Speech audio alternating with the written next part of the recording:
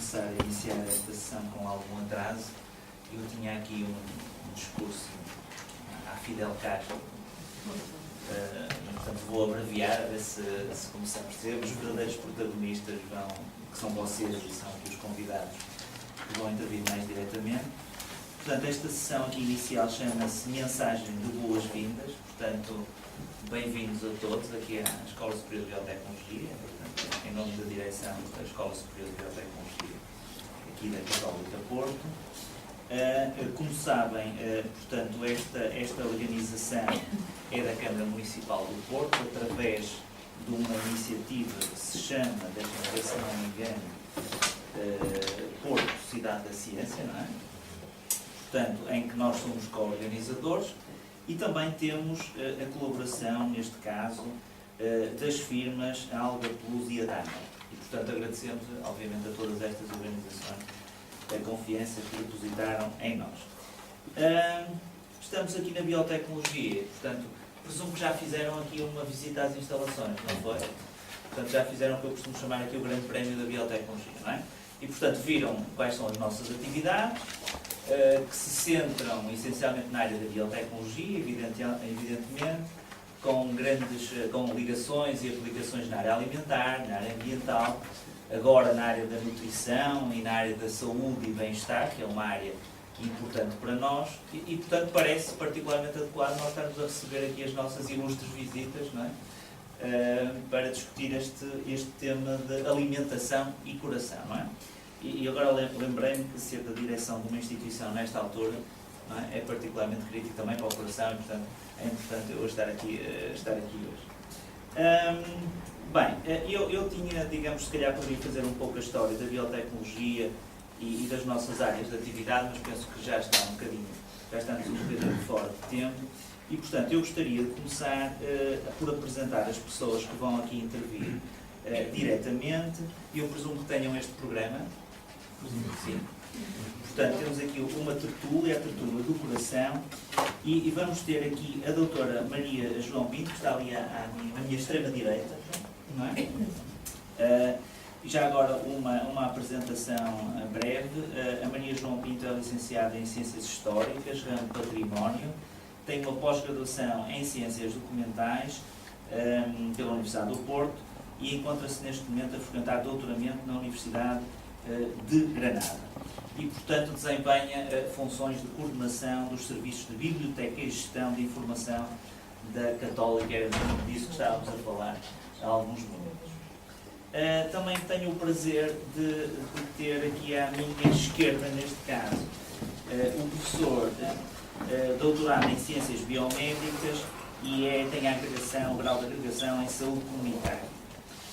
Neste momento também é professor aqui nos nossos vizinhos do ICS, também aqui na Católica Porto, e também agradeço muito estar aqui hoje a intervir.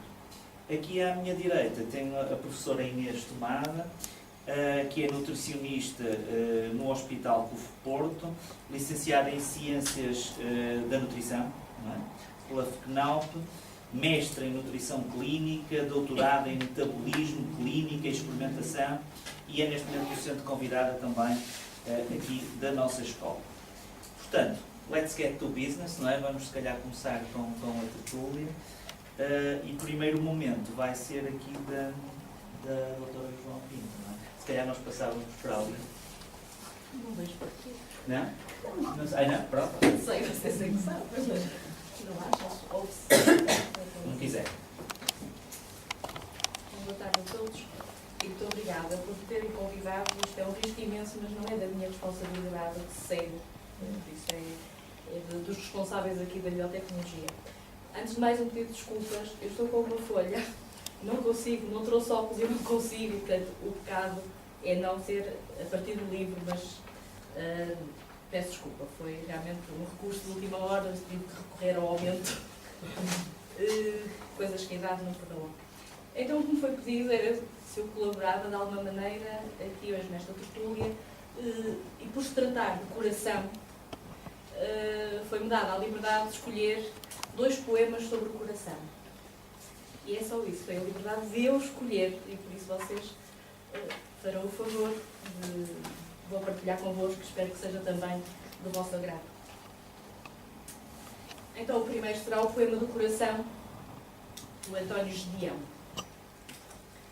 Eu queria que o amor estivesse realmente no coração, e também a bondade e a sinceridade. Ai, tudo estivesse realmente no coração. Então eu poderia dizer-vos: meus amados irmãos, falo-vos do coração. Ou então, com o coração nas mãos. Mas o meu coração é como o dos compêndios. Tem 2 válvulas, a tricúspide e a mitral. E os seus compartimentos, 2 aurículas e 2 ventrículos. O sangue a circular, contrai-os e distende-os, segundo a obrigação das leis do movimento. Por vezes acontece ver-se um homem, sem querer, com os lábios apertados e uma lâmina braça e agreste que endurece à luz dos olhos do bisel cortados. Parece então que o coração estremece. Mas não. Sabe-se, e muito bem, com fundamento prático, que esse vento que sopra e que ateia os incêndios é coisa do simpático. Vem tudo nos compêndios. Então, meninos, vamos à lição. Em quantas partes se divide o coração? É o que vamos tentar. Eu peço licença e vou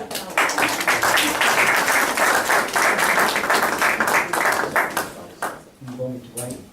E também peço licença para falar de pé, porque também não vou muito bem sentado. De maneira que vou continuar um pouco o que estivemos a fazer até agora, a ouvir aqui um poema do coração, e dispensa-me de falar das partes clínicas, porque já foi falado aqui com a professora Maria João, e vamos falar também, porque a parte clínica seria confiada a outro, e eu vou falar um pouco sobre os desafios epidemiológicos.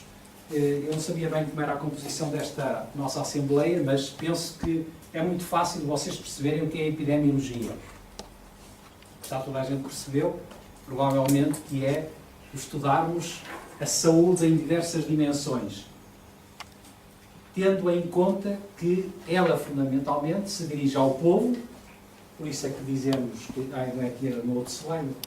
Eu também peço desculpa porque eu vejo muito mal, mas não há problema nenhum. Tinha que a minha visão era a visão do epidemiologista. Todos sabemos que é a demografia, a democracia, etc. A epidemiologia não é estudo das epidemias, mas estudo sobre a população sob o ponto de vista da saúde. Então, pegando nesta perspectiva do coração e, sobretudo, vindo para trás o que é a saúde, nós até há uns anos dizíamos que a saúde era fundamentalmente uma genética, e nós hoje sabemos que, de facto, se temos um capital que nos foi oferecido, temos, sobretudo, um capital a administrar, que é o meio e os comportamentos dos quais dependemos e que fazemos. Porque, ao depender, fazemos também. De facto, quando nós pensamos na genética, dizemos que todos nós tivemos a sorte de estarmos aqui, de vivermos. Temos, de facto, uma reduzida probabilidade de estarmos aqui, teríamos. Eu pedia que depois me dissessem, não é? Era só para, são 20 minutos, não é? Eu espero não demorar mais tempo para que nos pediram. E, portanto, todos nós tivemos, de facto, essa possibilidade e vivemos neste acontecimento que é, de facto, termos esta capacidade de o podermos administrar, porque se, de facto, nós, biologicamente, podemos afirmar que se, para o não ser, não nos transformarmos, isso parece um trocadilho, mas não é, num não ser já nos convertemos. Isto é, nós próprios temos uma carga genética, nós vamos modificando essa carga, vamos constituindo essa carga de adaptação ao meio e por isso vamos sobrevivendo. Porque se não tivermos a capacidade de geneticamente, com os comportamentos que temos, nos adaptarmos ao meio, nós de facto não vivemos. E por isso somos vida, porque em morte progredimos. Nunca se esqueçam disto, porque isto em saúde é muito importante. E quando nós pensamos que nós homens temos pouco mais de genes do que um gato ou uma coisa parecida, nós de facto podemos dizer também que a genética é o nosso capital, o ambiente, os dividendos do nosso investimento. Tudo, quase, é compreendido, suportado pela genética, tudo, quase, é explicado, condicionado pelo ambiente que vivemos e que fazemos. Isto mesmo nós podemos verificar em várias fontes de informação e podemos ver que de facto somos um ser complexo, que se de facto temos capacidade de vivermos e nos adaptarmos a vários contextos, isso sim faz-nos e dá-nos a possibilidade de sobrevivermos, senão nada feito. A primeira grande condicionante, e todos nós, quando vocês quiserem interromper, podem interromper, porque assim eu tenho um desconto para dizer que tenho mais de 1 minuto. Portanto, se dizemos que a epidemiologia é fundamentalmente o estudo de uma população sob o ponto de vista da saúde, tanto para a estudar em termos de promoção, como de causas de doenças, como maneiras de intervirmos para as evitarmos, o primeiro grande fator, e que iremos ver que são condicionantes majores, os condicionantes fundamentais da saúde de uma população, temos aqui é a idade e é o sexo.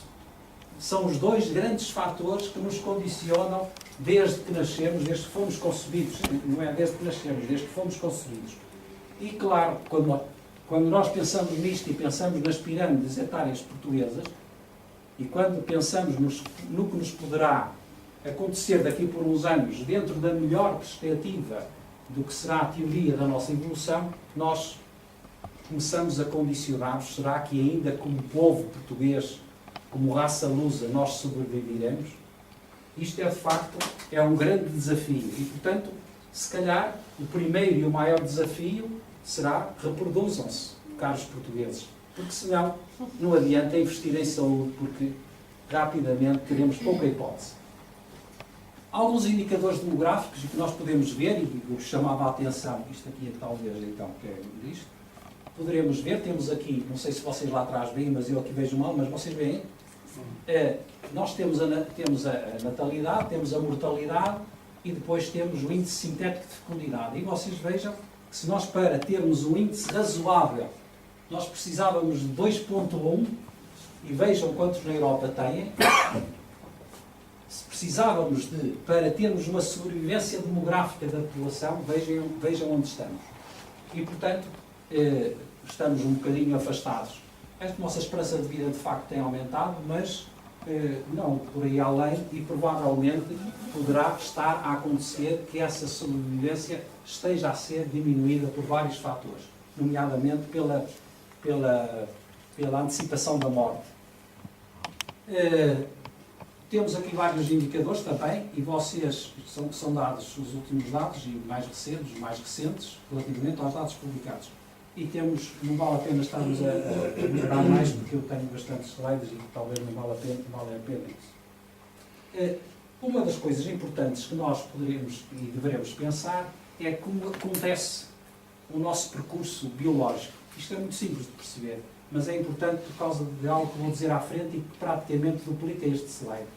Nós, de facto, isto é uma utopia, ninguém nasce 100% saudável quando nasce. Nasce com saúde.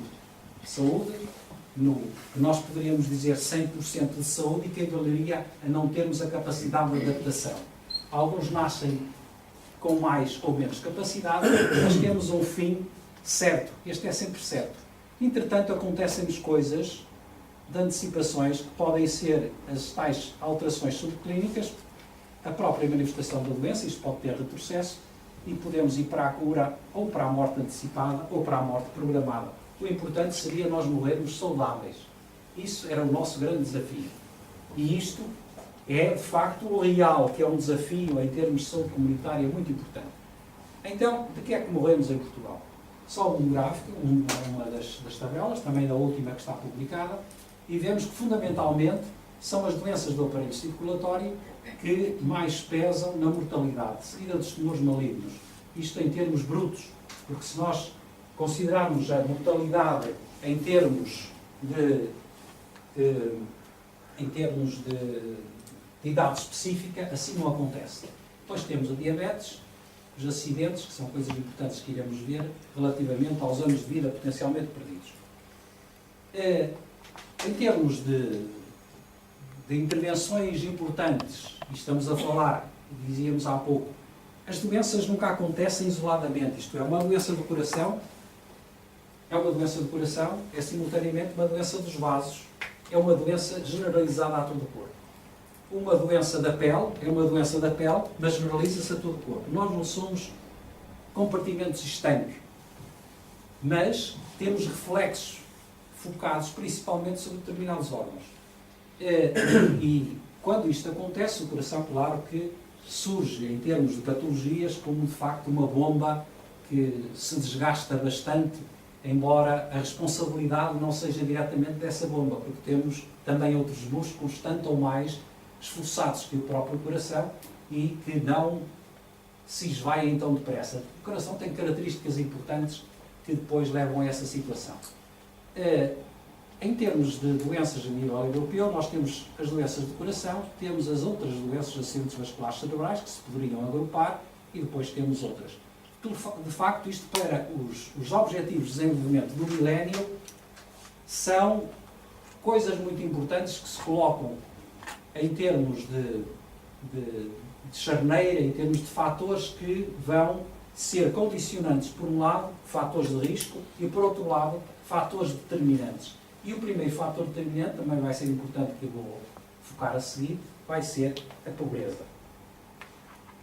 As pessoas são pobres e essa pobreza é a condicionante que garante mortalidade e morbilidade antecipada. As pessoas adoecem porque são pobres, empobrecem porque estão doentes e continuam doentes porque permanecem pobres. Isto foi, não que está aqui, foi dito por Chadwick, também não está aqui como foi parafraseado por Gonçalves Ferreira, fui eu que compus assim um pouco a frase, mas obedece à ideia de Chadwick há praticamente quase 2 séculos. De facto, isto é marcante em termos de saúde. As pessoas adoecem porque são pobres, empobrecem porque estão doentes e continuam doentes porque estão pobres. E morrem sempre mais os pobres de tudo e adoecem sempre mais os pobres de tudo. As pessoas muitas vezes têm no pensamento que as doenças circulatórias do coração e tudo mais, os ricos é que morrem mais. Não me enganam. É importantíssimo a luta contra a pobreza nestes aspectos. Dos últimos dados que há publicados pela OMS e que vêm de um livro da epidemiologia, refere-se, esta é a tradução brasileira, reparem os países de alto rendimento, economia de médio rendimento e de baixo desenvolvimento, ou economia de rendimento diminuído. Reparem, tanto para mulheres como para homens, os riscos acrescem de acordo com rendas, ou em desacordo com rendas. Relativamente às ocupações, são slides mais antigos, mas não há publicados, isto são da Inglaterra. Reparem que as classes de ocupação menos diferenciada morrem mais sempre ao longo dos séculos, o mesmo ali, e o desenvolvimento em termos tanto de mortalidade infantil como de regressão de dados acontece a mesma coisa. Quando nós avaliamos o percurso de vida, então nós podemos dizer que temos um início biológico, nós podemos dizer que encontramos sempre riscos de doença logo que a pessoa nasce já com 9 meses, mais ou menos, uns nascem com mais de 9 meses, outros com menos de 9 meses, mas também quem nasce com menos de 9 meses já tem riscos mais acrescidos do que quem nasce com 9 meses, e quem nasce com mais de 9 meses também já tem outros riscos acrescidos. Em princípio, nós podemos dizer que este, de facto, é um ângulo de visão em que nós nos sentimos bem saudáveis. Há uma área em que muitas vezes temos doença, mas não conseguimos diagnosticá-la, mas quando a conseguimos diagnosticar, podemos dizer que fazemos uma antecipação do tempo, que é o lead time, antecipamos o diagnóstico, não sabemos de facto as antecipações de diagnóstico resultam em melhoria e em esperança de vida. O facto de anteciparmos o diagnóstico com um rastreio que representa isso em termos de sobrevida para além do que seria expectável. Em muitos dos rastreios isto é muito questionável. E depois temos, de facto, a área de intervenção médica e de enfermagem e dos profissionais de saúde. Temos o desfecho final que nos acontece a todos, inevitavelmente, a única coisa certa que todos nós temos aqui. Um risco de contemplarmos alguma morbilidade e, muitas vezes, e ainda bem, a possibilidade de encontrarmos cura para a vossa situação. Uma das situações de gravidade acrescida com que nos debatemos são os anos de vida potencialmente perdidos. Isto é, o tempo que nós perdemos por morrermos antecipadamente devido aos riscos que assumimos, nomeadamente riscos comportamentais. Acima de tudo, temos os cancros, as neoplasias. Depois temos os acidentes de viação, certo? E depois temos as doenças cardiovasculares. Isto é lógico porque, reparem, não é lógico se são os tumores. Isso seria outra área interessantíssima e até dava para a alimentação, aqui dávamos um bocado para o estudarmos bastante. Os tumores malignos, mas reparem, a antecipação de mortes escusadas que representam as doenças cardiovasculares. Nós podemos abordar as doenças cardiovasculares e foi interessante este poema que a Maria João trouxe, que a doutora Maria João trouxe. Claro que, sob muitos aspectos, e o fim que nós encontramos ao longe, a nossa perspectiva é uma perspectiva futura e bem bonita, mas a intervenção em termos cardiovasculares pode ser, e levar-nos-ia, sob o ponto de vista epidemiológico, a procurar causas, tanto de risco favorável como de risco de prevenção, risco favorável ao acontecimento, fossem áreas de intervenção médica, de profissional, de diversas áreas, de intervenções cirúrgicas, de riscos acrescidos, até da própria espiritualidade. Porque nestas doenças os estudos apontam para coisas muito interessantes que se calhar não vamos ter tempo de falar, nem vou falar. Então, estamos a falar desta área, grande área, que é os 33.693 óbitos que aconteceram em 2010. Já vos disse que, fundamentalmente, como causas major de doença e morte, temos o facto de eu ter 63 e tal anos, quase 64, e de ser homem, e algumas pessoas de vocês serem mulheres, e terem só 40, ou 30, ou 20. Isto diferencia-nos fundamentalmente. O risco de doença e de morte está fundamentalmente também ligado a duas características únicas. Mas estas características são, e em termos de saúde, a saúde não é uma variável aleatória, isto não acontece aleatoriamente, isto acontece porque há um capital e sobre o capital nós injetamos condições de acontecimento. Nós podemos ver que quando associamos determinadas condições, nós podemos ter uma curva que não segue exatamente soma de riscos, nem tem um percurso linear, seja para um lado de prevenção, seja para um lado de risco. Nós podemos ter curvas angulares, podemos ter curvas em concha e podemos, de facto, ter curvas deste tipo, uma associação positiva de riscos. Outra coisa importante a termos em conta é uma frase do O'Neill, já de 83, responsável da OMS, e que nos diz que, de facto, é preciso que nós compreendamos bem que muitas das intervenções, e já vamos falar nisso, não têm razão de ser porque o que fazemos é martirizar o nosso corpo sem consequência benéfica quase nenhuma. Nós martirizamos o nosso corpo em vez de começarmos por prevenir as próprias causas das doenças. E isto é a grande tragédia do nosso tempo.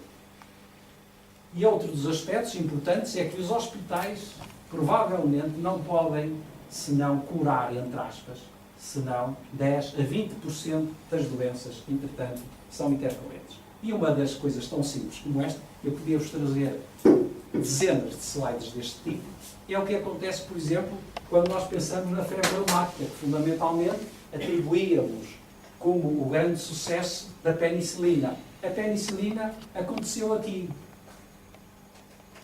E reparem, exatamente o que veio a acontecer, não se alterou nada ao que vinha a acontecer. Isto tem a ver com o que dizíamos antes, as condições socioeconómicas. Então, temos aqui o que é que acontece relativamente à mortalidade por doenças cardíacas em Portugal comparado com estes países e o que acontece relativamente aos acidentes vasculares cerebrais, que são, é o que nós dizíamos há pouco, as causas que provavelmente estão subjacentes a determinado acontecimento podem não ser as mesmas. E é o que acontece aqui. Nós, em termos, bem, para além da fiabilidade dos certificados de óbito, Mas temos que em Portugal nós estamos, em termos de circulação, estamos muito bem relativamente a outros países, mas reparem no que acontece, temos aqui a União Europeia, no que acontece relativamente às doenças cerebrovasculares, ou doenças vasculares cerebrais, que são causas diferentes. Já nos falámos desta área e acidentes vasculares cerebrais e vamos então pegar aqui em algumas coisas. Fundamentalmente, o que vamos pegar e ter em atenção é mais do que o tratamento, que seria mais para o professor Queiroz e Melo, uma área que é a área da prevenção. Em termos de prevenção, 3 coisas sobressaem em termos de estratégia, como nos disse, da saúde pública das doenças não transmissíveis. Antigamente diziam-se de outro tipo, mas dizemos hoje das doenças não transmissíveis. Então, como fatores de risco importantes, nós temos a hipertensão, e o caso também provoca a morte das doenças cerebrovasculares. Ligadas a estas duas temos a diabetes. Como fatores de intervenção, desta não vou falar, vai falar ali a professora Inês Tomada, e o tabaco, sedentarismo, colesterol e diabetes, que também são áreas de intervenção que não vamos falar. Então, como fatores de risco base, alguns, na maioria, constitucionais, nós podemos dizer que, sem faltar ao que já disse, a idade e o sexo, o nível educacional, o capital genético. Com fatores comportamentais, se o tabaco fosse hoje descoberto, era mais proibido que qualquer outra droga. E porquê? Porque o que nós temos hoje como desafios de todos os governos é o dinheiro. E o tabaco é o grande consumidor de saúde. Não se esqueça. Pelo causa, a todos os níveis, é o grande responsável. Temos a seguir a dieta ou a alimentação, mas a alimentação é uma panóplia. Que alimentação, que fatores, que nutrientes, como se agrupam os nutrientes, é muito difícil. O tabaco é um fator isolado em atividade física. Fatores de risco associados, os níveis sépticos de colesterol, a diabetes, a hipertensão, o sobrepeso, por aí adiante. Em termos comunitários, nós temos, já vimos também, a pobreza, o emprego. É fundamental o emprego até a nível de estabilidade psíquica. As doenças mentais são a epidemia do século XXI, uma das epidemias do século XXI, a par da obesidade. O emprego é fundamental para equilíbrio e depois a própria família. Isto hoje nem sabemos o que é família, porque o conceito hoje é equívoco, ou bionívoco, ou trionívoco, qualquer coisa. Em termos de ambiente, o clima, a poluição do ar, as práticas em termos culturais, a urbanização, etc. Então, resumindo, e pelo World Health Report, nós poderíamos dizer que temos o tabaco à cabeça, o álcool, isto em termos gerais, não em termos individuais para Portugal, a pressão arterial, a inatividade física, o colesterol e depois, por fim, a dieta pouco saudável. Isto é um slide já bastante antigo também da própria OMS, mas que ela procurava resumir a inter-relação dos fatores. E reparem, temos à cabeça as doenças, as cardiopatias, as doenças coronárias, e reparem, o tabaco, o grande fator, a alimentação, consumo de álcool, inatividade física, o ambiente e depois as hiperlipidémias e a hipertensão. Então, a primeira estratégia, se calhar já estou a passar o tempo, não? Primeiro de tudo, não fumar. Se tivermos tempo, eu tenho uns slides para seguir e podemos falar um pouco disso. Se tivermos hipertensão, isto começa na criança. As crianças aos 10 anos, 9 anos, há um estudo relativamente recente em Portugal em que cerca de 10% das crianças já têm hipertensão. Já têm hipertensão. A distribuição da população, na população em Portugal, como vocês sabem, 1/3 da população portuguesa é hipertensa. Desse um terço anda controlado, tratado e controlado. Um terço anda tratado, mas não controlado. E um terço nem anda, nem sabe que é hipertenso, nem está tratado, nem controlado. É uma situação muito grave. Já também um slide bastante antigo, de Fernando Pádua, que foi o grande homem do coração. Ele já nessa altura fazia uma distribuição de fatores e onde colocava cá o tabaco, se calhar por ele ter a experiência do que foi fumar. Há uma frase do Senado americano de 79, nós somos, biologicamente, aquilo que comemos. Então, o desafio, depois aqui a professora Inês Tomada vai falar sobre isso. Mas eu só queria falar deste estudo. Este estudo foi um estudo exemplar, feito em Portugal, que pouca gente conhece, feito em Rio Maior, e que fez dos primeiros estudos de intervenção de maior sucesso em termos de baixar a tensão arterial da forma como se baixou. Se nós hoje comêssemos o pão de há 20 anos, de há 15, 20 anos, que era comercializado no Porto, deitávamos o pão fora. Deitávamos o pão fora. Ninguém se apercebeu da redução do teor de sal que foi operado no fabrico do pão. Isto é muito importante. E foi o que aconteceu com este estudo experimental levado em Rio Maior. Foi um sucesso, uma forma tão fácil de fazer que... Porquê? Porque, de facto, um dos veículos mais importantes de transporte de sal para uma comunidade é o pão. Temos aqui as doenças cardiovasculares e os riscos associados para homens e mulheres, já vos disse que isto tem muito a ver, e o total. Riscos muito elevados de fatores de risco. Depois temos aqui para a frente o tabaco, vamos já falar sobre isto. O álcool, não vou falar mais do que tenho aqui, nós estamos aqui, o nosso consumo que é dos maiores da Europa. O problema não é consumir álcool, o problema é não saber como consumir. O exercício físico é controverso. Que benefício tem o exercício físico para o coração? O último estudo que apareceu, em julho, diz isso mesmo. Será que temos benefício com o exercício físico em termos cardíacos? Parece que não. Os estudos randomizados e feitos atualmente parece que dizem que parece que não é assim. Mas vamos deixar de fazer? Não, porque os benefícios associados às outras vantagens, diabetes, controle de peso, controle da vesícula, controle da bexiga, artrites, etc., teor de hemoglobina é muito superior. O que quer dizer que o coração, mais dia, menos dia, vai beneficiar daquilo que se faz. Portanto, temos que ter isso em conta. Outro dos aspectos importantes é o stress, como estava ali naquele slide. É uma coisa que é necessária à nossa vida e mal de nós que não tivermos stress. O importante é sabermos lidar com o stress. O coração, de facto, muitas vezes nós pensamos, é o órgão mais importante. Não, o coração é um órgão vital, mas não é um órgão base da vida. O órgão base da vida está aqui. Certo? Não nos esqueçamos.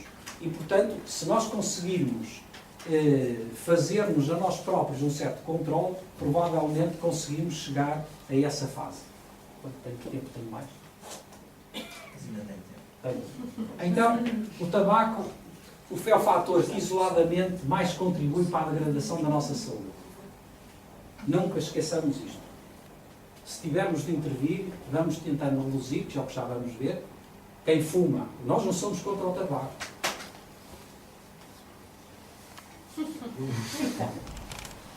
Nós queremos é que o fumador deixe de fumar. E quem não fuma, não fume. O tabaco é uma substância que também tem benefícios. E por isso é que causa dependências. E nós podemos aproveitar para outros fins. E um profissional de saúde é fundamentalmente contra o vício do tabaco. E o uso do tabaco como fumo do tabaco. Portanto, nós não somos contra o fumador, somos contra o tabaco no uso que o fumador faz dele. É o principal fator de risco evitável de doença cardiovascular. 30% da mortalidade anual. Na mulher tem muito mais riscos do que no homem. E, reparem, há 20 anos, um infarto que acontecia numa mulher pré-menopáusica era um achado. Era um caso clínico estudado a torto e a direito. Hoje é uma coisa vulgar do lineu. Uma mulher que faz um infarto, mesmo aos 40 anos, ou 45, ou 35, é mais uma.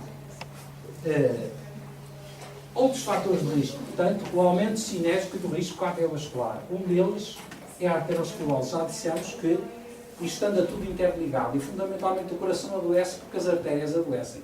Porque o coração também é irrigado por aquilo que manda. Ele próprio manda para si aquilo com que se alimenta.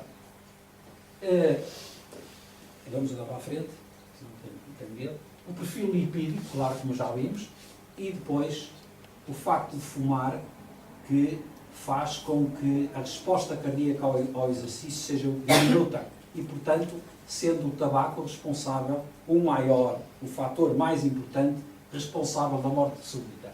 Outra coisa é também, como já disse, o problema da doença coronária. E tem a ver com a dose, quanto tabaco se fuma e quanto tempo de exposição se fuma.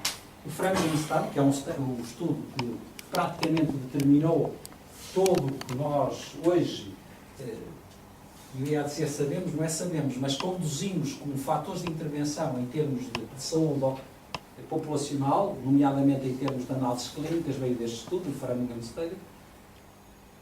Temos que os fumadores têm um risco 2,5 vezes superior de morte prematura, o acidente vascular cerebral, 4 vezes por aneurisma da aorta abdominal, e isto é fulminante, a pessoa morre em poucos minutos.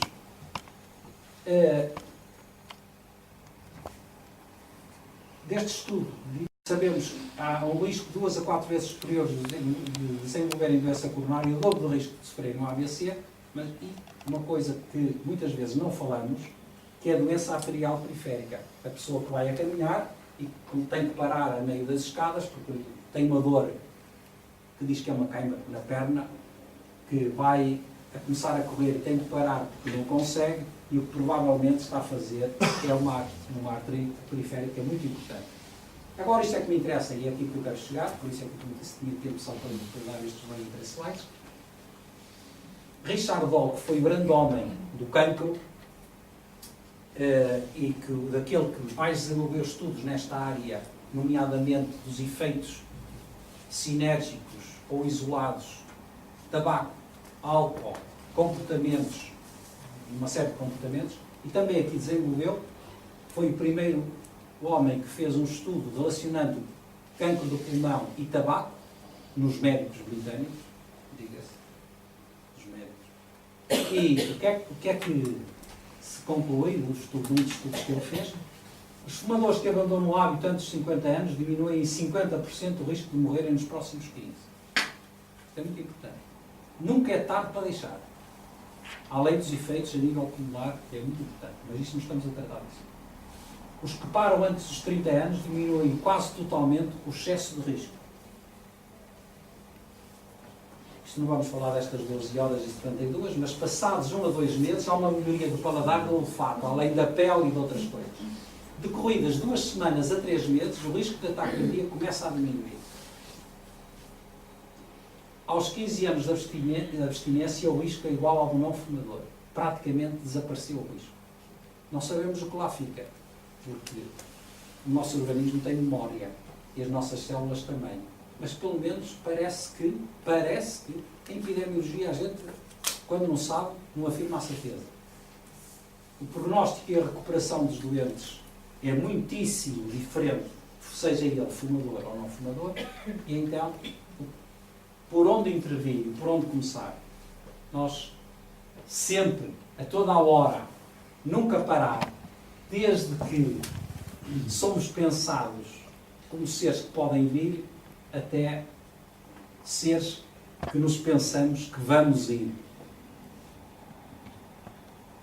E vemos isso, tendo em conta a posição socioeconómica, reparem, eu vos falava de início, desde o nascimento até a sermos um pouco velhinhos, reparem o que muitas vezes temos como, sobretudo desde a infância e a adolescência, que é quando se começa a fumar. Em Portugal hoje o vício de fumo começa com os 12 anos.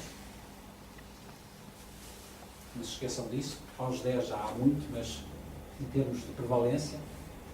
Depois o tal stress e as doenças cardiovasculares e por aí adiante, mas não se esqueçam que isto é comum. E como uma coisa que mais nos pesa e que muito nos pode dizer aqui a professora Inês, vamos ficar com ela, não é?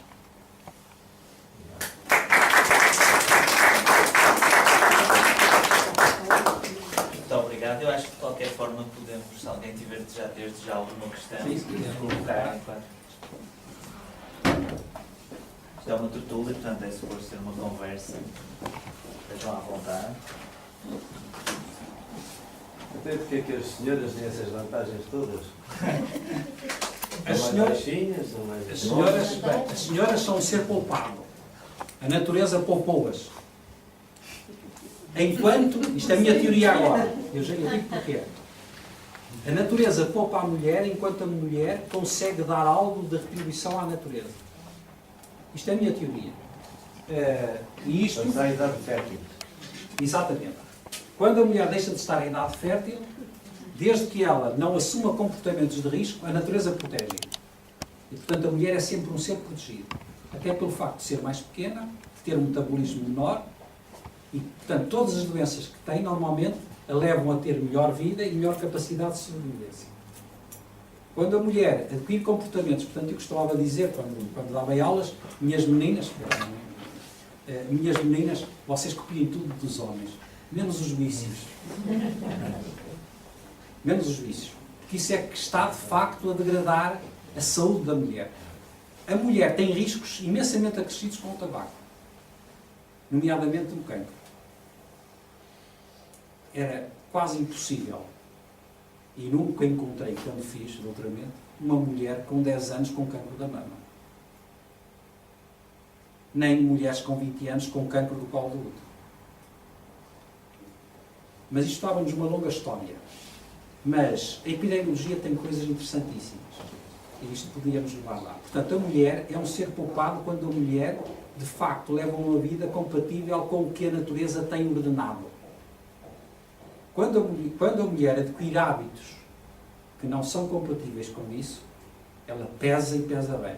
E porquê é que pesa, por exemplo, no caso no caso do tabaco? Sobretudo a nível de doenças cancerígenas. A mulher tem uma flutuação hormonal de longe superior à do homem. Certo? Todos os metabolismos mensais que a mulher faz são fatores de acréscimo de risco quando se ingerem fatores de risco. Como é o caso da nicotina, dos benzopirenos, dos aromáticos cíclicos, etc. Os imensos compostos que vão no tabaco. Dos milhares de compostos. É terrível. Todos os tipos de cancro. A mulher, sobretudo, aqueles que são mais dependentes das hormonas. Como é o caso do cancro da mama, do colo do útero, dos ovários. Poucos cancros do ovário existiam aqui há 30 anos. Há muito cancro do ovário hoje. Muito cancro do ovário. Não falando do da mama. Isso aí. Certo? Colo do útero. Quando eu estudei, era assim. Uma mulher que fazia um Papa Nicolau. Desculpa interromper, não tem a ver também com fatores ambientais? Tem. Do tabaco? Muito menos. Mas tem muito menos. Mesmo todas as dioxinas e tudo, o que está estudado são riscos muitíssimo pequenos. Muitos dos estudos até dizem que não há. Muitos dos estudos até dizem que não há. O tabaco, claro, também tem outras componentes, nomeadamente o engravidar tarde e o dar de mamar pouco. E esse é talvez o fator de risco maior. É a gravidez tardia e o não dar de mamar. Porque a natureza aí também a prejudica, porque ela está feita para engravidar cedo, entre aspas, dos 20 aos 30 anos, que é a idade ótima, e para dar de mamar. E dar de mamar não é o primeiro mês, o segundo mês, o terceiro mês. Certo? Não está assim feita. Porque a natureza até nisso a protegeria. E protege quando isso acontece. Certo? Mas quando a isto acrescentamos, e agora enfim, a história dos anticoncepcionais e a seguir, isso então, as bombas de relógio que a mulher ingere são uma coisa do outro mundo. Bem, mas isso é outra coisa. Se o homem se comportar também de acordo com a natureza, pode acompanhá-lo. O homem acompanha. A natureza modela o homem. Mas o homem modela a natureza. Nós somos um ser bivalente. Nós somos modelados e modelamos. Agora, o homem é no sentido masculino. Portanto, se o homem tivesse se portar bem, uma mulher, Evidentemente. pode acompanhar. 30% das mortes no homem são evitáveis. Repare, primeira causa de acidente, primeira causa de mortalidade prevenível as doenças cardíacas, os cancros. 60% dos cancros, no mínimo, Richard Ball diz que são 80%, são de causa ambiental, evitável. Primeira causa ambiental, a alimentação. Igual, portanto, isto é, ele diz que são 30,5, 31. Tabaco. A alimentação é muito difícil nós sabermos o que comemos, ninguém sabe o que come. Mesmo quem vai ao restaurante, comida natural. Natural de quê? O que é que tem o subsolo? A água com que rega? E os poluentes que vêm atmosféricos? Certo? Mas o tabaco, eu sei isolar o tabaco. O tabaco é aquilo. Portanto, se ele equivale ao mesmo risco da alimentação, prioritariamente em termos de intervenção de saúde pública, é sobre o tabaco que eu tenho de intervir. Não há volta a dar. Onde se pode intervir mais facilmente. E eu, como profissional, eu como político, eu como estratega familiar para prevenir que os filhos ou a geração tenham esse comportamento, eu devo intervir. Se eu na escola tiro os alunos do recreio porque não se podem magoar, porque até nem tenho recreio, ou pus no recreio outras coisas, eu estou a fazer com que eles criem uma apetência à imobilidade. Antigamente os recreios eram grandes e a gente era obrigado a correr. Não sei se vocês se lembram. Ai de quem não corresse. Tínhamos logo ali um monitor atrás de nós, não era? Vocês são mais novos, mas nós velhos. Era assim. Não era o monitor, era o nosso colega. Era o nosso colega. É pá, tens de correr, toca a andar. A gente nem tinha tempo de pensar no tabaco. Agora eles estão ali encostados. Ó pá, dá-me cá um. É evidente, não há volta a dar. Portanto, é por aí que a gente tem que começar. Portanto, e não é só no cancro. As doenças cardiovasculares. A outra causa também é uma causa perfeitamente evitável. E isto é então nos homens, eu não fiz isso porque não tinha a propósito. A diferença entre homens e mulheres é abissal. São os antecedentes de desviação. É a grande causa de anos de vida potencialmente perdidos. Para os homens. De longe. Mas as mulheres para lá caminham. Porque, repare, a percentagem de mulheres a conduzir agora, nomeadamente em desportos radicais e em motas, etc., está a aproximar-se dos homens. E, portanto, provavelmente, daqui a uns tempos, quando se fizerem estes cálculos, se calhar as mulheres estão a estreitar a sua aproximação aos homens.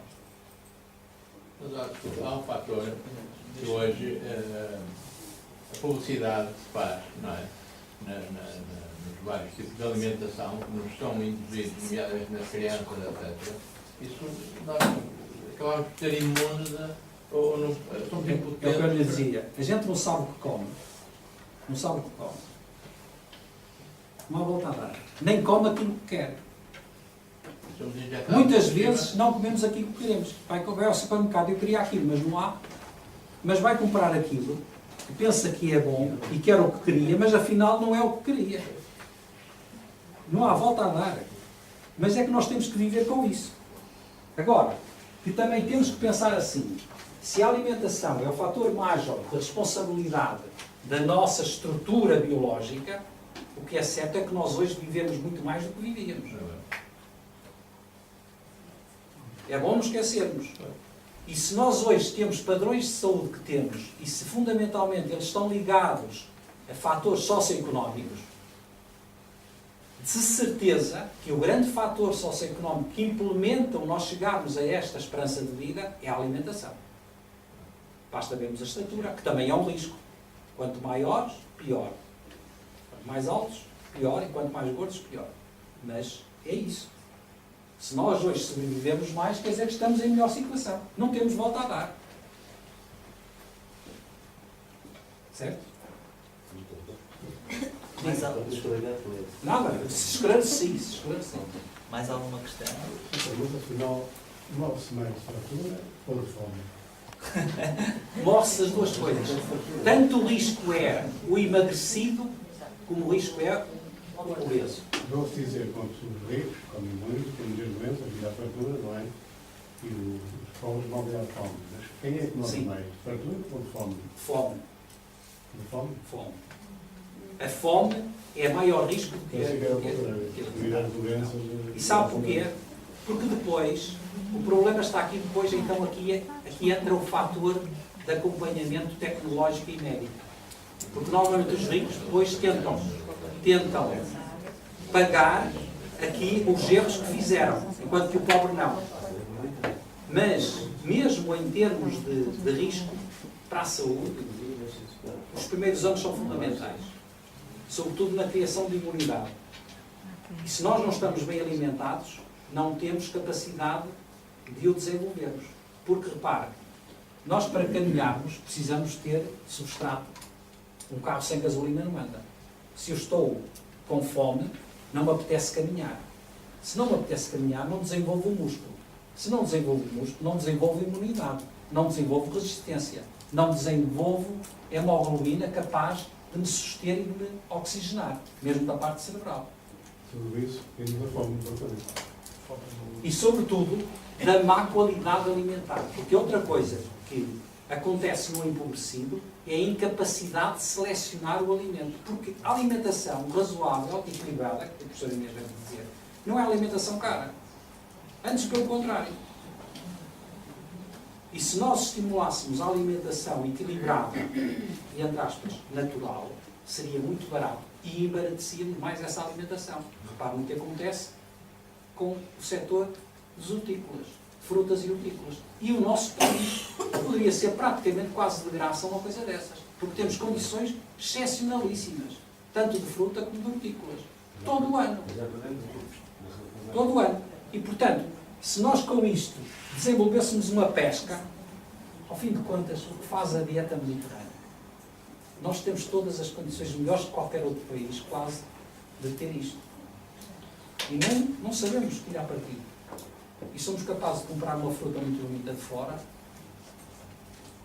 Somos capazes de importar os kiwis da Patagónia e de outros sítios, quando temos aqui um kiwi com um teor não quero meter em vitamina C, etc., só para acabar a história, de condições de amadurecimento que nos dão os nutrientes em muitíssima maior porcentagem de toda a fruta que é importada, e desprezamos o que é nosso. Ou se calhar exportamos os nossos produtos. Também acontece. Também acontece. Não é? Também acontece. E gastamos ou consumimos o que é. Certo, Bem, também desculpem acontece. interromper a conversa, mas eu acho que temos que prosseguir. Pois, eu acho que sim. Agradeço Temos muito só- ao professor Jorge João. Se calhar depois ainda vai haver mais uma outra pergunta. não dá? Também eu. Muito boa tarde a todos. Antes de mais, eu gostaria de agradecer publicamente o convite que me foi feito. É sempre uma honra poder colaborar com a Escola Superior de Biotecnologia e parabenizar também a Câmara Municipal do Porto por esta iniciativa. Alimentação e nutrição, que visão é que o nutricionista tem? Há pouco ouvimos reforçar a ideia do professor relativamente ao tabaco. E eu estava a lembrar de algumas conversas que, entretanto, vou tendo com alguns doentes que me dizem que procuram, que têm alguns problemas, que estão ligeiramente acima do peso, ou que são mesmo obesos, e muitas vezes dizem-nos: eu deixei de fumar há alguns anos, agora deixar de comer, eu não sei se consigo. Isto realmente é verdade. Quer dizer, acaba por ser muito mais fácil, independentemente do grau de dependência que se tem do tabaco, acaba por ser muito mais fácil perder o vício de fumar do que propriamente perder o hábito ou deixar de comer as coisas que nós mais gostamos, porque ao fim e ao cabo nós temos de comer para sobreviver. Esta conversa calha muito bom dia, porque eu hoje soube que 8 de novembro foi decretado há alguns anos pela Comissão Europeia ser Dia Europeu da Alimentação e da Cozinha Saudáveis. Portanto, é mesmo disto que iremos falar de seguida. Há mais de 300 anos, um médico inglês, Thomas Sidham, afirmava que o homem é tão velho quanto as suas artérias. Ora, esta premissa chega aos nossos dias como ainda sendo uma afirmação válida, porque, de facto, o envelhecimento vascular e as doenças cardiovasculares serão o fator que mais influência vão ter na saúde das pessoas. E se pensarmos desde o nascimento até a idade adulta, do que acontece, durante os primeiros anos de vida, até atingir a idade adulta, assiste a um aumento da capacidade funcional de todo o sistema cardiovascular, onde o coração se inclui, atingindo o pico máximo na idade adulta. Portanto, esta capacidade vai maturando até a idade adulta.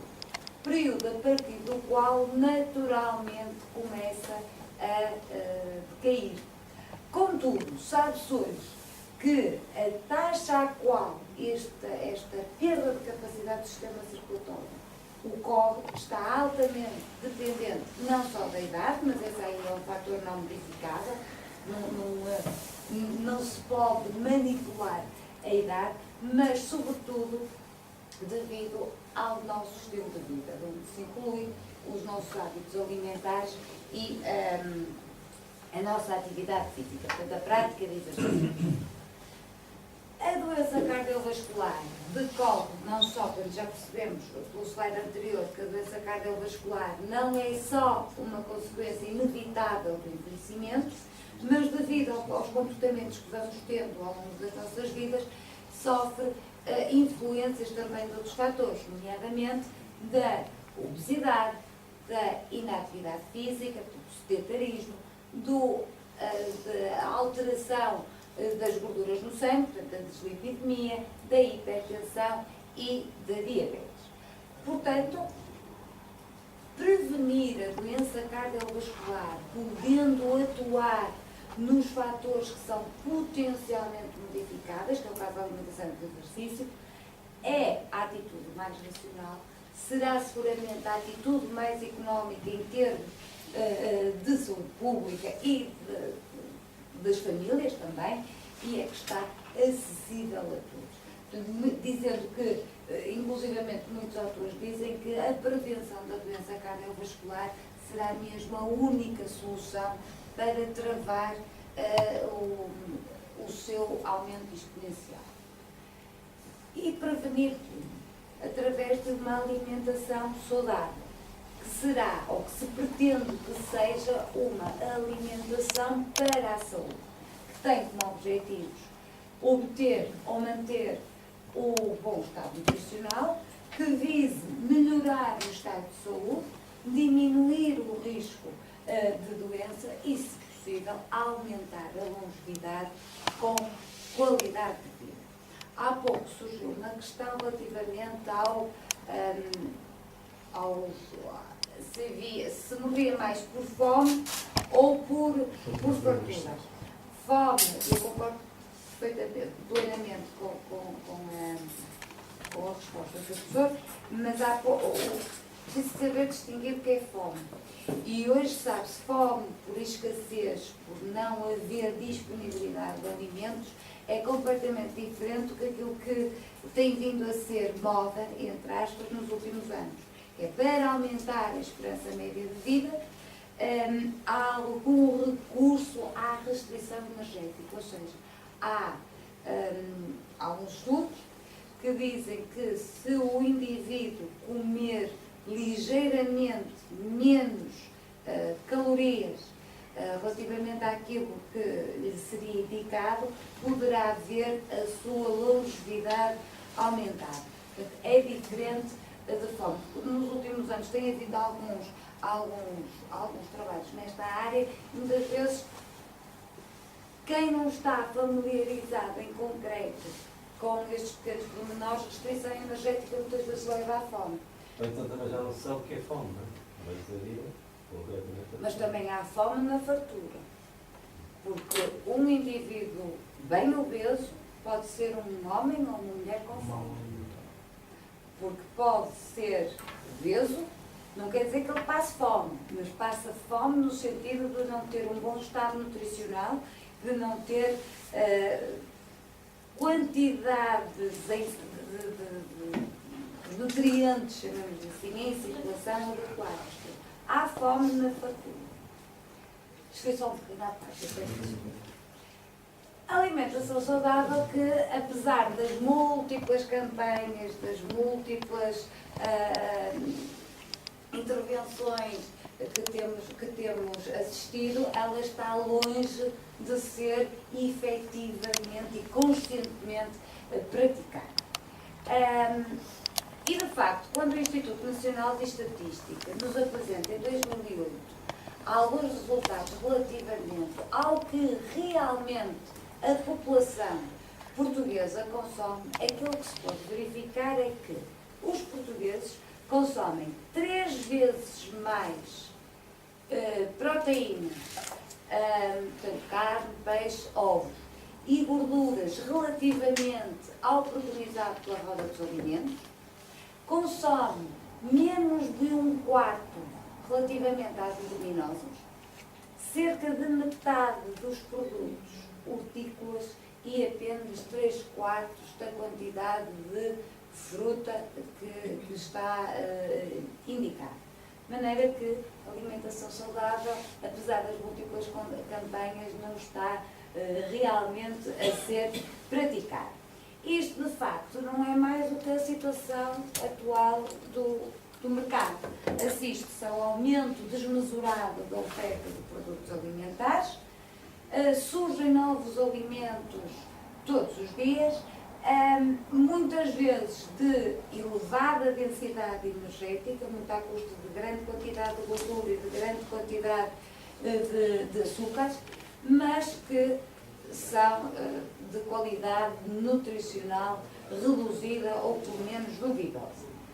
Ora, desculpa, do consumo recorrente de produtos alimentares inadequados, altamente manipulados, ricos em proteínas, gorduras saturadas, gordura trans, que iremos falar a seguir, açúcar e sódio, portanto sal, e paupérrimos no que respeita a cálcio, zinco, fibras, vitaminas, quando aliado a regimes monótonos, em que prevalece muitas vezes a omissão de refeições, excesso de um pequeno petiscar a toda a hora e momento, e muitas vezes fazendo-se refeições de conveniência, muitas vezes recorrendo ao fast food ou à junk food, aquilo que podemos esperar é um aumento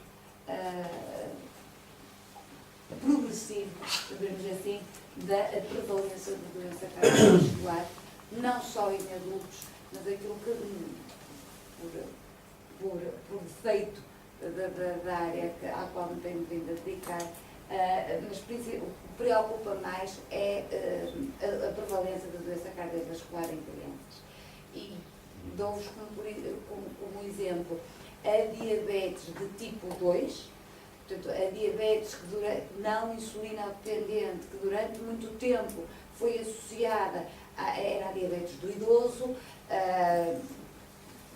ou então do indivíduo que seria muito obeso, que tinha um mau comportamento alimentar declarado e descarado, digamos assim, é hoje grande, muito prevalente em crianças pequenas.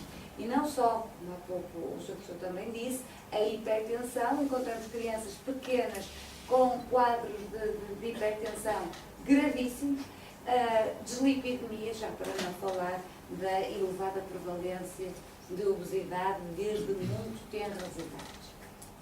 Então, o que é que a alimentação pode fazer pela saúde do coração? Ora, os objetivos da alimentação na saúde cardiovascular serão então, primeiro, atingir ou manter um peso adequado para o sexo, para a idade, para a estatura. Portanto, balanço energético, controlo do colesterol e dos triglicerídeos no sangue, pode ajudar-nos também no controlo das tensões arteriais e dos níveis de glicose no sangue. Mas pretende-se que também todas as alterações alimentares, uma vez feitas, uma vez sugeridas e que se espera que sejam feitas, que sejam alterações alimentares que sejam sustentáveis no tempo, portanto, que sejam permanentes. Começando pelo primeiro ponto. Para haver equilíbrio, no sentido de equilíbrio energético, as nossas entradas deverão ser equivalentes, digamos assim, às saídas. Ou seja, nós devemos comer de acordo com as nossas necessidades orgânicas, mas também de acordo com a atividade física que fazemos. De maneira que, para haver equilíbrio, a ingestão energética deve ser compensada pelo gasto energético. Pois quando isso não acontece, quando a ingestão energética tem um peso muito maior relativamente ao gasto energético, aquilo que acontece é, logicamente, o aumento de peso. E sabe-se hoje que por cada quilo de peso ganho, há um aumento de aproximadamente 3% do risco cardiovascular. Por outro lado, quando o gasto energético é muito superior àquilo que comemos, entramos numa situação de déficit alimentar, ocorre perda de peso, e se bem que isto possa ser desejável, até porque perdas de peso da ordem dos 5, 10% vão permitir uma redução, grosso modo, equivalente do perfil lipídico, portanto, das concentrações de gorduras no sangue, da melhoria dos valores de pressão arterial, controle de glicose no sangue, se bem que isto pode ser favorável no sentido quando realmente se atingem gastos energéticos excessivos, pode-se entrar numa situação de subnutrição. Portanto, no meio é que está a virtude e há que equilibrar os pratos da balança. Deixo-vos algumas sugestões ainda não estamos a terminar, ainda tenho muito mais para dizer. Mas, por exemplo, há algumas sugestões para controlar a ingestão energética. Primeiro ponto, evitar ir às compras com fome. Se fizerem uma pequena experiência, se nós entrarmos num supermercado antes do lanche, ou tipo 7h30 quando saímos a correr do trabalho e vamos ao supermercado, ou antes do almoço, acabamos por gastar muito mais dinheiro, não trazer muitas vezes aquilo que é realmente necessário e trazer uma cabeçada de coisas que a gente vai atrás aquilo assim, não sei onde é que estava com a cabeça quando estava a fazer as compras. Outra coisa que é muito importante, e eu sou fã dos sistemas online, até porque pouco muito mais dinheiro, não tenho que estar nas filas de supermercado e às vezes nas confusões. E compro realmente aquilo que necessito, é fazer uma lista de compras. Adquirir apenas o necessário, ter em conta as produções, porque o marketing é fantástico. Eles fazem muitas vezes publicidade, aquilo que se chama de publicidade cruzada, que não é suposto, por exemplo, as natas ou as latas de chantilly. As natas e a lata de chantilly é suposto estarem refrigeradas na zona dos produtos lácteos, portanto, ao pé dos iogurtes. Não é suposto estarem ao pé dos morangos. Mas muitas vezes eles colocam a lata do chantilly ao lado dos morangos, precisamente para aumentar a venda das natas ou do chantilly ou do que for. E não é este exemplo, dá tantos outros. Portanto, se tivermos uma lista de compras e se pudermos fugir muitas vezes estas situações, tanto melhor. Até porque a Troika, infelizmente, também nos deixa assim, não nos dá assim uma grande margem de manobra. Não comer enquanto vê televisão ou ler. Aliás, é um dos grandes sucessos dos cinemas, é as pipocas, os cachorros, à porta dos cinemas, em que duram mais ou menos um quarto de hora de filme. Enquanto cá pipocas, estão gatas a dizer, e muitas vezes não é raro ver-se alguém passar de gatas para ir buscar mais pipocas ou mais cachorros, porque não é suposto estar-se a comer nessa altura. E porquê? Porque o nosso cérebro está distraído. E está distraído com a imagem. E está distraído com, será que o galã da película sempre vai conseguir conquistar a menina, qualquer. Portanto, estamos distraídos e não nos apercebemos dos sinais que o nosso cérebro vai recebendo em termos de saciedade. Portanto, acabamos por comer quantidades muito maiores de comida. mastigar bem os alimentos, fazer as refeições às horas previstas, a importância das fibras no controle dos mecanismos de fome e saciedade. Vamos falar também mais à frente. Relativamente ao gasto energético, andar a pé de forma regular, e o andar a pé passa a expressão caminhar, não é ver montras, não é? Aquilo que está preconizado é sensivelmente a prática ou dos 100 passos por dia, e às vezes pode ser uma situação engraçada, um pequeno conta-passos ou marca-passos, eu não sei, um pedómetro, acho que é assim que se chama, que muitas vezes são comprados até em lojas mais económicas e que podemos até ir vendo se realmente estamos a cumprir as recomendações. Ensinar o carro mais longe, se andar transportes públicos, sair na paragem anterior ou na paragem posterior, eu sei que é complicado, se não estaciona o carro dentro à frente do consultório, de preferência no piso onde está o consultório, mas são pequenas coisas, o subir escadas, sempre que elas estejam, sempre que estejam disponíveis, usar telecomandos, obrigar, portanto, evitar usá-los. Antigamente, quer dizer, também nós não tínhamos tantos canais como temos agora, mas o facto de termos que nos levantar para mudar de canal pode ser uma estratégia interessante. Há um estudo já não muito recente, em que numa empresa norte-americana eles dividiram a empresa quase em dois e nos disseram, pronto, nós estamos em pleno século XXI, têm acesso a tudo quanto é tecnologias. Portanto, podem usar telefone, e-mail, enviar SMS, usar o elevador. E depois, do outro lado da empresa, assim, pronto, tudo bem, mas vocês ficam sem acesso ao elevador, sem acesso ao e-mail, sem acesso ao SMS, portanto, não podem usar nenhuma dessas novas tecnologias. Resultado, pesaram-nos antes, a todos, e pesaram-nos depois, e conseguiram ver que realmente os que continuaram a usar todas aquelas telemóveis e telefones, por aí fora, mantiveram o seu peso, e os outros reduziram e andavam até muito mais divertidos, bem-humorados e tudo, até porque o humor, a boa disposição, a rentabilidade, a própria rentabilidade no trabalho são efeitos do exercício físico. Chamo só a atenção que não é aos 40, aos 50, aos 60 anos que nos vamos candidatar a atletas olímpicos ou que nos vamos federar. O exercício físico deve ser sempre adaptado às capacidades físicas de cada um e saliento a importância do exame médico desportivo, que muitas vezes pode salvar vidas, independentemente da idade.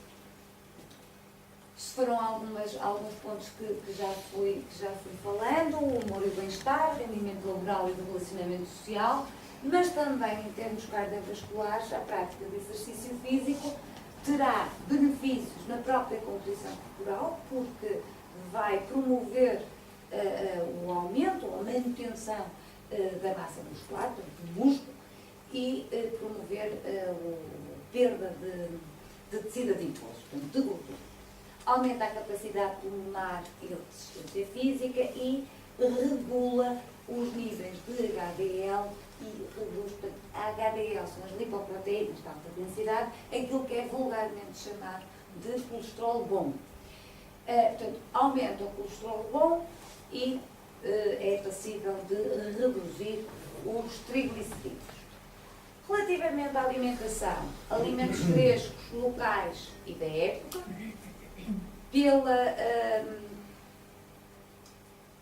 pela sua riqueza em termos nutricionais, porque os alimentos, a preservação, os métodos de preservação dos alimentos associam sempre a alguma, ou a maior parte das vezes associam-se a alguma perda de nutrientes, portanto são de privilegiar os locais e os da época, com variedades de cores, sabores, texturas, portanto fugir da alimentação monótona e monocromática, evitar alimentos processados pré-confeccionados. E uma coisa muito importante, e que eu não percebo porque, é continuarem as letras microscópicas, portanto, na informação nutricional, portanto, na rotulagem dos alimentos, letras sempre muito pequenininhas, referir o que é que o produto contém. A leitura dos rótulos, às vezes, vale a pena perder um bocadinho de tempo para ler os rótulos e realmente ficar a perceber o que é que está dentro daquele produto alimentar.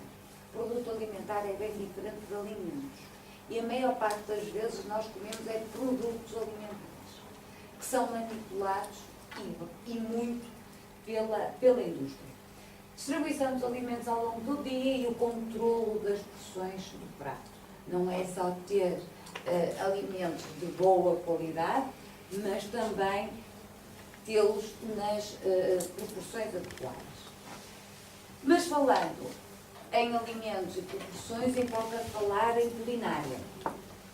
Preparações culinárias simples e tão simples como os cozidos, os ensopados, estofados. Então a culinária portuguesa é tão rica em todos estes métodos culinários. Ter atenção à quantidade de água, à temperatura e ao tempo de cozedura, porque estes três aspectos estão intimamente relacionados, porque vamos promover não só a degradação dos nutrientes que estão no alimento, ou seja, nós podemos ter umas couves biológicas de excelente qualidade, mas depois estamos a cozer as couves durante 3/4 de hora e depois desprezamos a água de cozedura das couves, ou seja, quando vamos a comer, muitos dos nutrientes foram perdidos. A utilização de temperos caseiros, as marinadas, as vinhas de alho, o próprio recurso ao sumo de limão, ervas aromáticas, especiarias, não só porque vão permitir praticamente dispensar a adição de sal, iremos falar mais lá à frente, mas também, particularmente, pelas especiarias, pelas ervas aromáticas, mas também pela vinha de alho e pelo sumo de limão, dada a presença de antioxidantes que vão ser muito importantes nas nossas defesas. Existem alimentos realmente bons, existem alimentos verdadeiramente maus para o coração. Eu quase que me atrevo a dizer, o truque está em variar os venenos. Não nos prendermos a um alimento apenas, ou um rol pequeno de alimentos, mas ir variando esses mesmos alimentos. Alguns dos presentes na sala lembram-se, isto na década de 60, eu seria um projeto a aparecer do filme, um western, um spaghetti, os maus, o bom, o mau e o vilão. E eu, quando estava a fazer protetor ou ativador, chamamos assim, da imunidade, mas também atua como destrói-se com o aquecimento e também, por ser hidrossolúvel, também é perdida na água. Quando cozinhamos, não dá para vitamina C. Mas há outros alimentos ricos em vitamina C, não só a batata, toda a uva. Mas no caso da batata, por exemplo, Sim. ninguém come crua, não é? Não tem que ser cozinhada. E cozinhada pode haver riqueza em vitamina C. Mas não se perde toda a vitamina C. Não? Não. A vitamina E, presente dos óleos vegetais, nas amêndoas e nas nozes. O selênio, que vai depender muito, tal como a professora há pouco disse, da própria riqueza do solo, em selênio, portanto, presente nas leguminosas e nos cereais. E o magnésio, também presente em alguns produtos, como a banana e as uvas, e as espinafres e as nozes. Há uns anos, esta parte, temos ouvido falar bastante de flavonoides. E não só pela sua ação antioxidante, mas também pela sua capacidade em reduzir os valores séricos, os valores sanguíneos de colesterol, e controlar a pressão arterial. Os flavonoides são um grande grupo de moléculas. Eu não vou estar a fazer grandes especificações, não estávamos aqui quase o resto da noite a falar de flavonoides, mas que estão presentes alguns, por exemplo, as catequinas, que estão presentes no chá verde e no cacau. Daí as últimas recomendações sejam para os grandes amantes de chocolate, preferir as variedades, chocolate negro com mais ou com uma quantidade aproximada de 80% de cacau. As isoflavonas, presente na soja e nos derivados e produtos derivados da soja, e as antocianidinas, presentes no vinho tinto. Um vinho tinto, chamo-se a atenção, ele tem efetivamente efeito cardioprotetor. Mas, como tudo na vida, tem a sua dose cega. Sendo que, acima de determinado consumo, ele torna-se altamente prejudicial, que aliás vimos há pouco nos quadros que o professor Amado me mostrou. Consumo excessivo associa-se ao aumento dos triglicerídeos, ao aumento de peso, porque o vinho também tem calorias, e ao aumento das tensões arteriais. Daí, quando se fala em vinho, falar-se num copo de vinho às refeições. E num copo de vinho não é um copo de cerveja cheio de vinho. Eu lembro quando comecei a trabalhar, estava no estágio. Eu tive um senhor na consulta que dizia que bebia uma infusa de vinho ao almoço e ao jantar. Isto também vem a propósito de a gente chegar e trabalhar, quer dizer, entrar num mundo profissional, vá, e não estar familiarizada com algum termo. Era uma infusa de vinho ao almoço, uma infusa de vinho ao jantar. E é assim, que sempre fez isso e que assim internacional como nós. E quando nós nos apercebemos o que era a infusa para ele, eram 3/4 de litro de vinho. Portanto, era uma dose assim substancial. Era uma garrafa de 75. Era uma dose substancial de vinho. Copo de carrinho de vinho à refeição em vez de copo de vinho à refeição. Os fitoesteróis estão presentes também nos produtos, na soja, nos produtos derivados da soja. Os fitoesteróis são muito importantes para a mulher na fase de perimenopausa, pós-menopausa. Porquê? Porque eles vão mimetizar, vão imitar, em termos dentro do organismo, o efeito dos estrogênios. Eu fico um bocadinho inquieta quando vejo grandes doses de alimentos ricos em fitoesteróis dados a crianças e serem consumidos às vezes até porque tem algum benefício pelos indivíduos de sexo masculino, nomeadamente por adolescentes, porque não é suposto que o homem sofra influência de hormonas femininas. Ora, se estão a ingerir fitoesteróis, que vão ter um efeito sobreponível, grosso modo, às hormonas femininas, são úteis para a mulher em idade perimenopausa ou pós-menopausa. No homem pode ser assim um bocadinho controverso.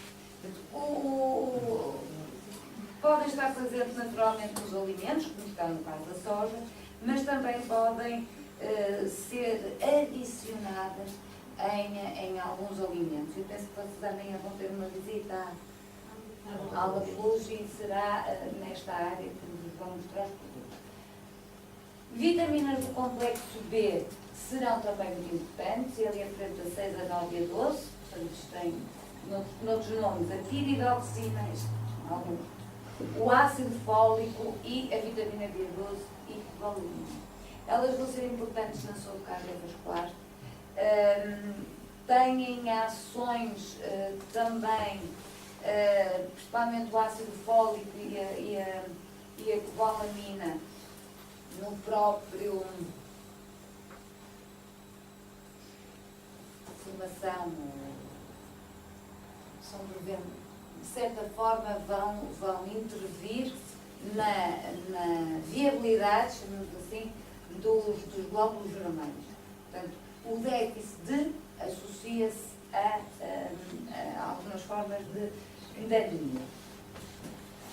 As gorduras, como eu dizia há pouco, nem todas são más.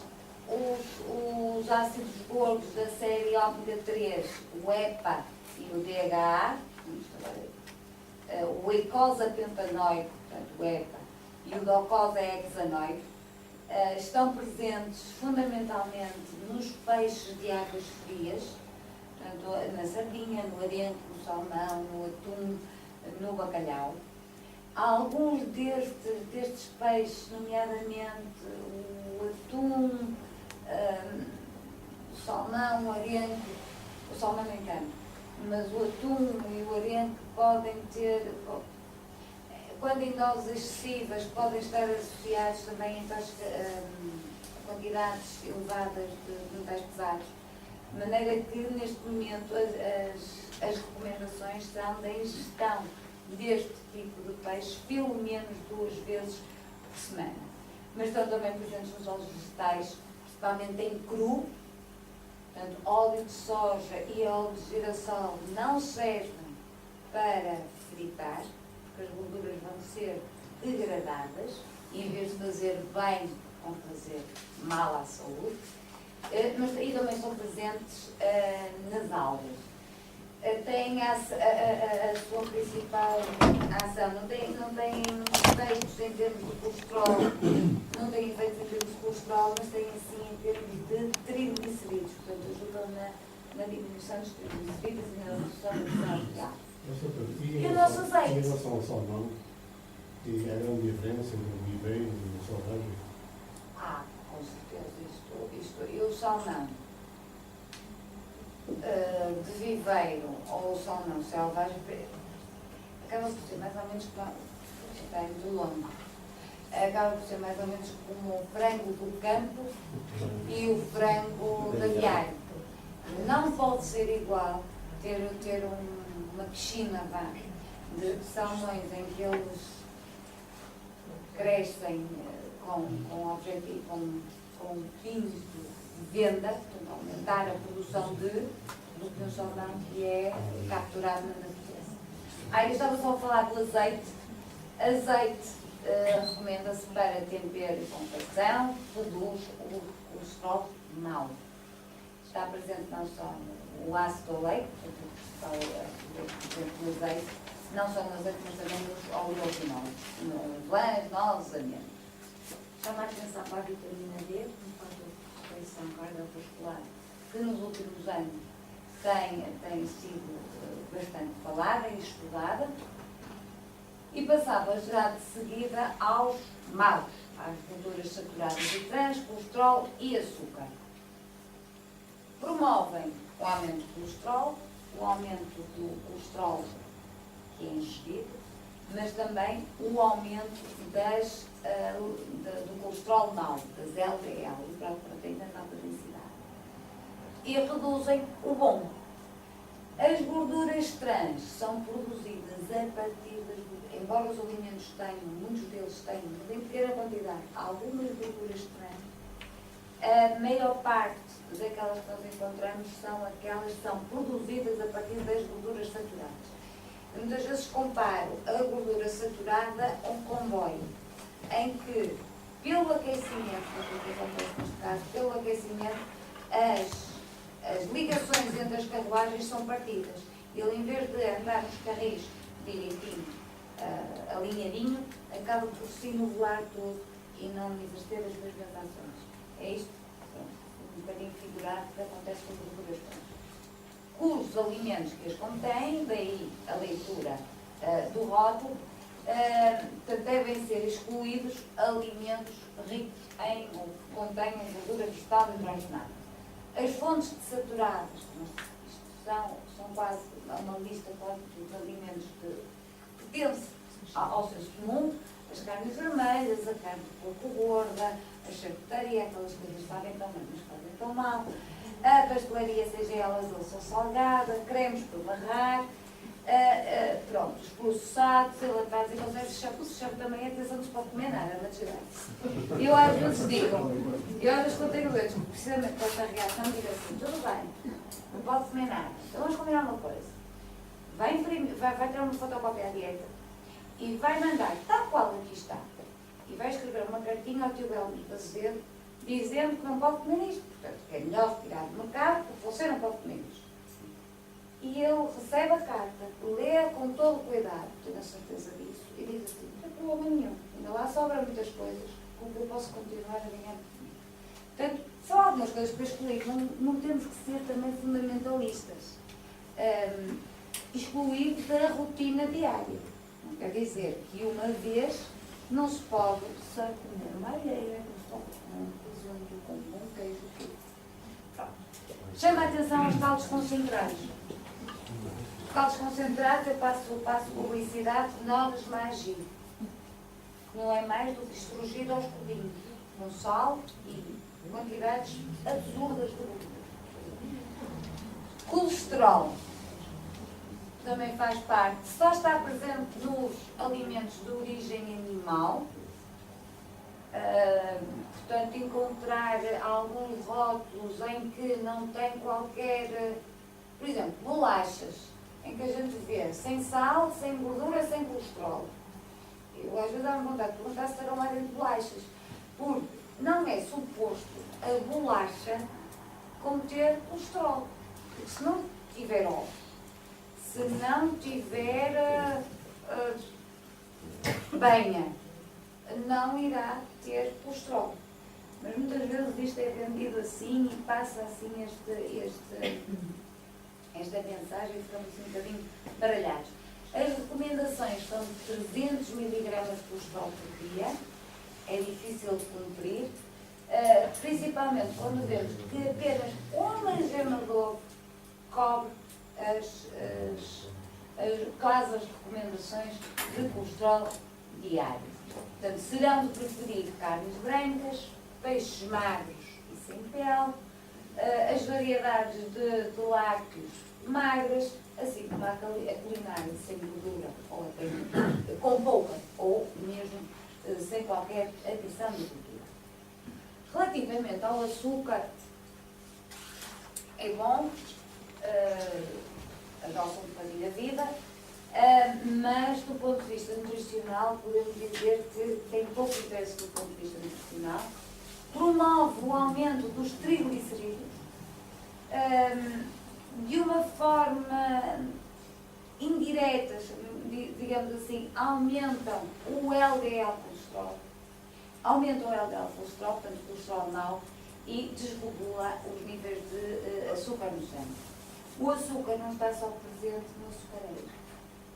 O açúcar aparece muitas vezes escondido em muitos produtos alimentares e aquele que muitas vezes não se lembra é que está presente em conservas, nomeadamente em conservas leguminosas. Muitas vezes temos quantidades simpáticas de açúcar em coisas tão simples como latas de feijão. Não está assim tão pouco escondido, não está assim, não é só do açucareiro. Por último, o sal. Passou nos últimos anos de ouro branco, aliás, pagava-se salários, aliás, o termo salário era o soldo, ou era o que se pagava aos vendedores de sal, portanto era o salário, passou de ouro branco quase que a serial killer. Ele não só aumenta a pressão arterial, particularmente em pessoas sensíveis, as recomendações de sal têm vindo a diminuir drasticamente, sendo que a recomendação de sal atualmente é de uma colher de chá, mais ou menos raro. É muito pouquinho. E não só se recomenda dizer para evitar adicionar sal, mas também evitar ingerir ou limitar a ingestão de alimentos que o contenham. Tal como o açúcar há muito sal para além daquilo que está contido no saleiro. Daí a importância, mais uma vez, da leitura dos rótulos. Como bebida, falamos do vinho tinto, mas nós não vivemos com 125 ml ao almoço e 120 ml ao jantar. Não chegam, claro, para a nossa hidratação. Beber água, mesmo que não sinta sede. Nós, quando sentimos sede, é porque o nosso organismo já está no amarelo, não no vermelho, mas já está no amarelo, é porque já há algum grau de desidratação. E chama a atenção a algumas águas que, entretanto, apareceram, que são as águas com sabores, não são propriamente águas. As águas gaseificadas chama a atenção também pelo alto teor em sódio que contêm. Quando nós somos refrigerantes, o problema é o açúcar. Os chás frios, as bebidas energéticas, as colas, não é mais do que um mix de açúcar, sódio e cafeína, que em vez de hidratar, desidrata. Chá preto e café é importante, são interessantes do ponto de vista nutricional, porque podem conter nutrientes funcionais, porque podem ser considerados alimentos funcionais e conterem antioxidantes, mas atenção é que eles são mais sensíveis por causa da cafeína. A propósito de vitamina C, muitos médicos são contra isso. E só serve a mulher quando tem ser. É? Sério assim? Aqui o médico pode confirmar isso. Há situações em que se deve beber. Quando se tem sede, deve-se aumentar. O problema é quando as pessoas, muitas vezes, ingerem água de outras formas, nomeadamente sopas, bebidas, frutas, etc. Depende muito do teor. Agora, isso tem que ser muito avaliado pelo grau de hidratação da pele. Isso acontece muitas vezes, porque muitas vezes a hormona antidiurética faz com que a pessoa até esteja mais ou menos hidratada, bebendo pouco. Mas isso é preciso ter muito cuidado, porque pode ter uma hormona antidiurética, de facto, a funcionar no limite máximo. Mas se beber a mais não faz mal nenhum. O beber não faz mal nenhum, fala ir mais vezes à casa de banho. Isso aí não tem problema nenhum, até convém. Uma maneira de... Não sei se já fazer. Uma maneira de verificar isso é ver pela cor da urina. A cor da urina deve ser o padrão da nossa hidratação. E isso tem muito a ver, repare, quando faz um esforço muito, a urina é mais escura. Tem que ter atenção a outra coisa, é quando ingere, por exemplo, muita vitamina C, porque a urina sai mais escura. Pronto. Mas nesses casos, no caso normal, em princípio, sim, em determinadas situações, mas em princípio, a regulação aconselhada é assim, a cor da urina. A urina deve ter uma cor ou amarelo claro ou neutro, ou cor branca. Certo? Quando começa a ser muito concentrado, ou o cheiro, uma coisa, cheiro muito cheirosa, o cheiro então é fundamental. Se a urina cheira muito, está a beber pouco. O cheiro, sobretudo, é um sintoma imediato de que, de facto, o corpo está a ser prejudicado. Porque está a ter uma elevada concentração de sais. E, ao ter elevada concentração de sais, está-se a prejudicar. Por último, as últimas pinceladas no coração seriam, então, acaba por sintetizar muito daquilo que já foi dito até agora. Hábitos alimentares saudáveis não são sinónimo de uma alimentação restritiva, nem tampouco monótona, bem pelo contrário.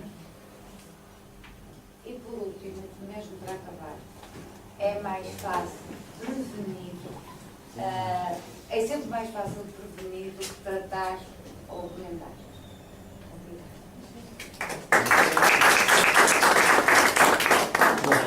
Desculpa, já estamos um bocadinho em cima do tempo, mas se houver talvez uma pergunta, não sei. Essa constatação, acho que é o mesmo que acontece, não é mais fácil prevenir. Tanto não é fácil prevenir que não se previne. É muito difícil prevenir. Agora, de facto, é melhor para o menino tratar. Eu acho que está a ser uma tarefa muito difícil de conseguir prevenir. Do meu ponto de vista, né? Com o resultado, por vezes, crianças novinhas mesmo, com problemas do assunto, etc. É muito difícil prevenir. E parece que cada vez é mais difícil prevenir. Portanto, é aquela que está ali, pelo menos se desta leitura, tem que saber ali uma interpretação. Não, é mais fácil de tratar. Tem melhor Mas quando se resultado. vai a tratar, Tem já melhor não há resultado. resultado, já não há remendo possível. Mas, assim, sem mudar comportamento, Mas é muito difícil, está a ser muito difícil. É complicado, eu sempre digo, quem tem adolescentes em casa está constantemente Imagina isso, não é? confrontado ao Nós somos os ponto de primeiros dizer, educantes políticos. ao ponto Muito de, calóricos, somos os primeiros educantes. ao ponto de dizer, "Irmã, ninguém come como nós. Eu não vejo esta comida em casa das minhas amigas. Eu tive um dia que perguntar, Isso por fiquei um lado, mas por preocupada outro e lado, disse, eles são os primeiros. que estranho tem a comida que eu tenho em casa, não é? Tive que perguntar à tia, e ela me explicou, ninguém come sopa, tu obrigas-me todos os dias a Mas comer isso- sopa. Mas isso. Mas porque na nossa casa não há sopa, não há. Mas, desculpe-me dizer isso, já agora, não sei se estarei mas só para dizer, isso, no seu filho ou na sua filha, quer dizer o seguinte, mamãe, quando é que compras aquele produto? Que todos compram. É só isso que quer dizer. Ou seja, é muito difícil prevenir hoje em dia. fico descansada, Agora, segurar essa casa é que está a certa. forma mais fácil de se prevenir doença é essa. Não sei se alguém queria mais falar. Não, eu só estava a dizer que eu sei que é difícil, mas, por exemplo, os meninos na escola comem sopa todos os dias. Como é que tem a sopa? Só na escola. Daí há Só na escola. Bem, mas é assim, Mas em todos os outros lugares, se calhar, mesmo em casa, já não Mas se comem a essa escola sopa. faz, se em casa faz, é Cada vez se faz trabalho. menos, cada vez se faz menos em casa. Perdão a minha opinião, mas quer dizer, já agora, cada vez se faz menos essa alimentação saudável em Vai ter que se casa. fazer. Essa essa é a constatação que acho que é analisada, não é? E por isso, nessa medida, é que é muito difícil agora. Não é impossível. Pois, as solicitações são muitas, ao contrário daquilo que se disse aqui. Sim. Parece que tem uma tarefa muito. Pois, Isto analisando os resultados. As crianças pacientes terroristas, doenças que eram só dos adultos e até já da meia idade. Muito bem, desculpa a interromper, uma questão muito breve, porque já estamos muito para além da hora, desculpem lá. E a Maria João, muito rápido. Era só para reforçar aquela questão que foi invocada sobre a perda de valor nutricional, nomeadamente com o aquecimento, e concretamente em relação às vitaminas. E há também uma outra noção que penso que é verdade, que tem a ver com o facto de existir uma diferença entre comer uma peça de fruta inteira, por exemplo, ou então bater uma salada. Olha, isto já acabou. A peça de fruta Inteira inteira, ou então, ou cortada para fazer a Só salada. falta agora. é diferente. É diferente porque, assim, quando se faz a fruta para Eu queria te salada, perguntar se deve-se tu podes deve-se fazer aqui mais Consumir rapidamente. consumir rapidamente e partir em pedaços maiores possíveis. Senão vai estar a aumentar a exposição do alimento Achas que consegues fechar ao próprio ar e promover mais uma Relativamente vez. só à questão da temperatura, Só existe de carregar facto no uma ovo. temperatura ideal, por vida, quer de legumes, quer de Não te fruta, importas? e um tempo Bem, de tudo. obrigada. Até O já. tempo Até de já. cozedura vai depender de caso para caso. E temperatura para não se adequada. perder o valor nutricional. Muitas vezes aquilo que está recomendado é temperaturas altas, mas pouco tempo. De maneira a ter. Muito obrigado. Obrigado. Só temos mais agora uma pequena intervenção da Maria João.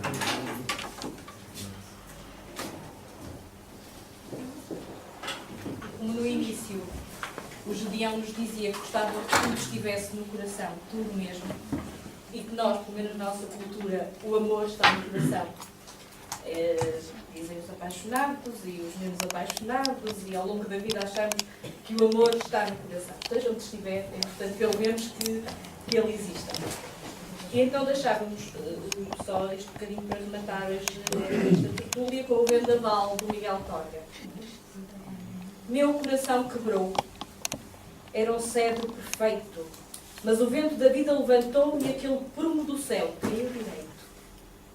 Nos bons tempos felizes, em que ele batia erguido, desde a rama às raízes, era seiva e sentido. Agora jaz no chão, palpita ainda e tem vida no coração, mas já não ama ninguém.